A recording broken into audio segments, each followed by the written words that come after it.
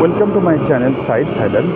আমি এই মুহূর্তে যে জায়গাটা দাঁড়িয়ে আছি এটা হচ্ছে রাওয়াই পার্ক ভিউ পয়েন্ট।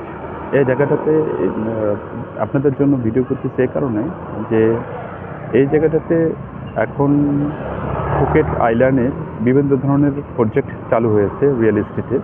তো যারা ফুকেটে থাকতে ইচ্ছুক, বাংলাদেশে অনেক প্রভাবশালী আছে যারা ফুকেটে থাকতে ইচ্ছুক, এবং নাইহারন বিচ, এই বিচটার নাম হচ্ছে নাইহারন বিচ, রাওয়ার পাশেই এটা প্রাইভেট বিচ।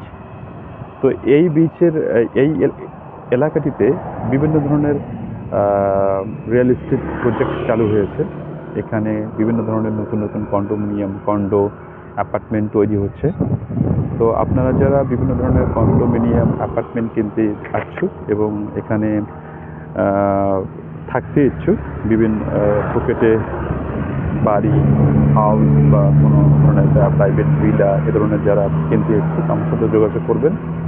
এই এরিয়াগুলোতে আমি অবশ্যই আপনাদের সে ব্যাপারে সব ধরনের তথ্য দিয়ে আপনাদেরকে হেল্প করব, আপনারা যদি চান।